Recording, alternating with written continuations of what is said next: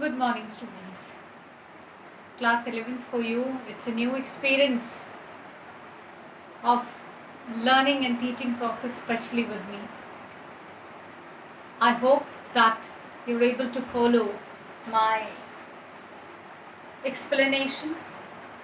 You're able to match up with my thought process, and especially for understanding the poem, you need to have a different kind of mindset which may take you to the feel of the poet. That is why, into the beginning of the poem only, I explained you that what the poem is about. It is all about the feelings related to a photograph, the thoughts related to a photograph, the memories related and attached to the photograph. Here we are talking about the memories of the poet related to the photograph of her mother. I explained you yesterday, let me just rewind a bit of the explanation yesterday, that the three girls are standing onto a beach for a photograph with a smile, and their uncle has clicked the photograph. Three of them are cousin sisters.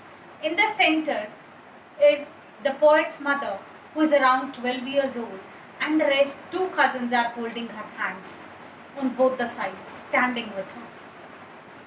And they're enjoying themselves on the beach. And one important content of two lines included into it was that the sea which has washed their feet is still the same, but the impressions of their feet have changed. The feet have changed. I hope you're able to understand that how the span of time, the changes of the time have been described here. Now let us continue. See, S-double-E, देखो, huh? See Betty and Dolly. She say, and look how they dressed us for the beach. The sea holiday was her past, mine is her laughter.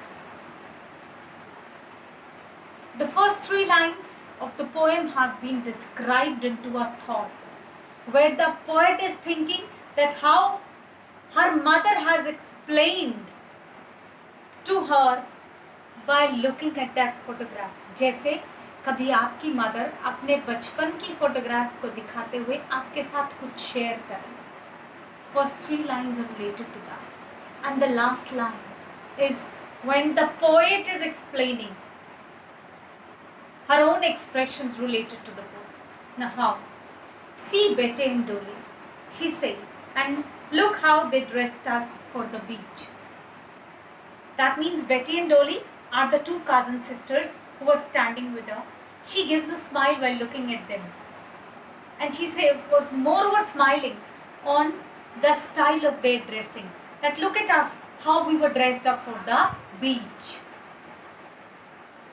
Kabhi kabhi, when you look your photographs of a very young age, when you was 3 years old, 4 years old, so you will smile looking at your photograph, that how I looked, how can I be so?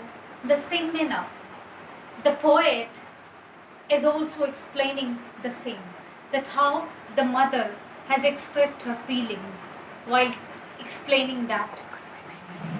The last line of the stanza says, the sea holiday was her past and mine is her laughter. The line has a very deep meaning. The poet says that the sea holiday which my mother has spent with her cousins was her past, but mine past is her laughter. That means when she was sharing the memories related to that photograph with her, she gave a laughter. She smiled while talking to her child. She said, look how we have spent those days, how we were dressed up. And she smiled. She smiled on her past.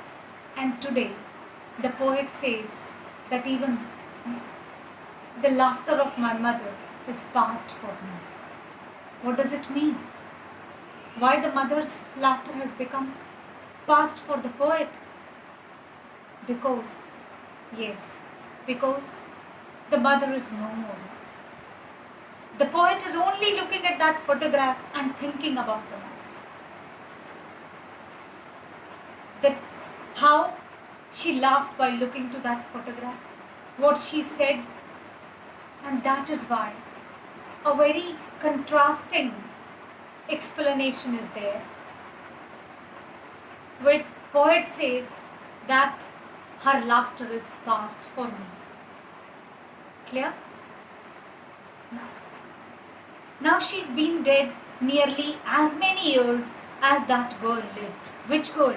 Only one age has been described into the poem. That is 12 years. So it means that it's been nearly 12 years the poet's mother died. And all of this circumstance. Which circumstance? Circumstance where the poet's mother is no more. Circumstance where the poet is alone without mother. And of this circumstance, there is nothing to say at all. And at this part of time where my mother is missing, when I am alone without my mother, I have got nothing to say into these circumstances. I am speechless. Why? Because when you are emotional, when you are filled with your emotions, you become emotional. And that especially is, there is nothing to say at all, it's silence. Silence. This word silence is depicting clearly the mood of the poet. Which mood? Sad mood. Or you can even say that the Solomon mood of the poet. The poet is all alone with the memories of the mother, with the sadness, with the feeling that my mother is no more around me. And that is why, into these circumstances, the poet does not want to say anything. She just wants to be silent. Silent.